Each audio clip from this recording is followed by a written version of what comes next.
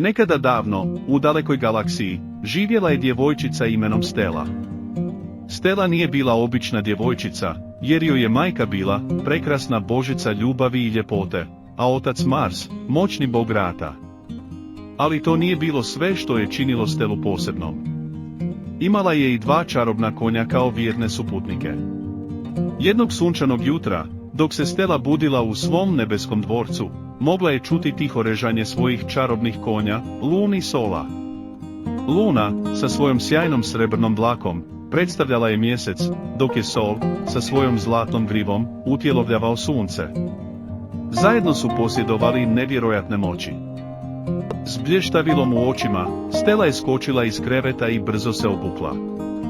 Jedva je čekala krenuti na avanturu s Lunom i Salom. Očešljala je njihove veličanstvene grajeve, a njihova čarolija ispunila je zrak očaravajućim sjajem. Kamo ćemo danas, Luna i Sol, pitala je Stella svoje veličanstvene suputnike. Luna je nježno gurnula Stellu, a njeni srebrni oči zasjale su, sugerirajući da posjete zemlju snova. Uzbuđeno, Stella je skočila na Lunina leđa, a Sol ju je slijedio odmah iza.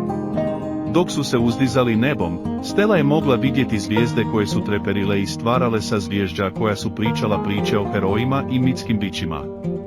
Krila Lune i Sola nježno su lupkala, nosivši ih lako kroz svemir.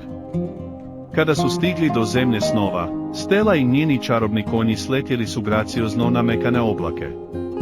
Krenuli su u svijet ispunjen šarenim duginim bojama, plutajućim dvorcima i govorećim životinjama.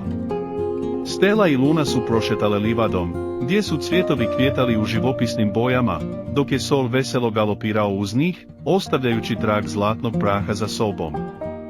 Životinje iz zemlje snova pristupile su Stelli, znatiželjne zbog njenog nebeskog nasljeđa. Mudra sova se smjestila na granu i obratila se Stelli. Mala Stella, tvoje nebesko podrijetlo daje ti moć da širiš ljubav i donosiš harmoniju gdje god ideš. Ispunjena zahvalnošću, Stella je zahvalila sovi i obećala koristiti svoje moći za dobro. Luna i Sol su odobravajući klimnuli, njihove oči odražavajući ponos koji su osjećali prema svojoj mladoj suputnici. Dok je Stella dalje istraživala, susrela je grupu uznemirenih vila snova. Borile su se stvarati lijepe snove za djecu jer je zločesti vilenjak krao njihovu magiju. S majčinom ljubavlju i očevom hrabrošću tekući kroz njezine vene, Stella je preuzela inicijativu. Naredila je Luni i Solu da zaseju svojom nebeskom svjetlošću na vilenjaka, otkrivajući njegovo skrovište. Stella je nježno pristupila vilenjaku i s ljubaznošću mu se obratila. Objasnila mu je važnost snova i kako njihova krađa može donijeti tugu. Dodirnut njenim riječima, vilenjak je shvatio svoje pogreške i obećao vratiti ukradene snove. S Luninom smirujućom prisutnošću i Solovom zaštitničkom energijom, Stella i vilenjak su zajedno radili, vraćajući sreću i veselje u zemlju snova. Vijest o hrabrosti i ljubaznosti proširila se zemljom snova, i uskoro su djeca iz svih kutaka svemira slala svoje želje i snove, znajući da će ih ona čuvati. Stella i njeni čarobni konji nastavili su svoje avanture, pomažući onima kojima je pomoć bila potrebna i šireći ljubav i harmoniju gdje god su prolazili. Nebesko nasljeđe u Stellinom srcu vodilo ju je da bude svjetionik svjetlosti u svemiru. I tako su putovali kroz galaksije, ostavljajući tragove čarolije.